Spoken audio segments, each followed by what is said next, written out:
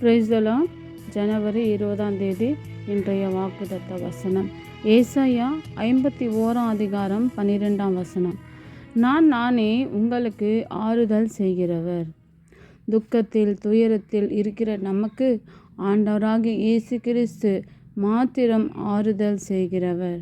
மனிதர்கள் நமக்கு ஆறுதல் செய்யக்கூடும், ஆனால் அவைகள் நிரந்தரமல்ல. நம்முடைய பிரச்சனைகளும் தீர்க்கப்படாது. யோசேப்புடைய வாழ்க்கையில் தனிமையாயிருந்த நேரத்தில் ஆண்டவரே தனக்கு ஆறுதல் செய்தார்.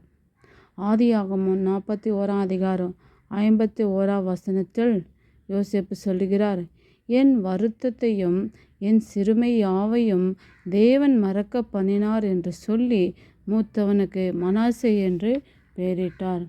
இன்றைய நாளிலே நீர் எவ்விதமான கஷ்டத்திலும் எவ்விதமான துன்பத்திலும் என்ன விதமான துயரம் துக்கத்தில் சென்றாலும் ஆறுதலின் தேவன் சகல விதமான ஆறுதலை உனக்கும் எனக்கும் தந்தருளுவாராக. ஆமேன்.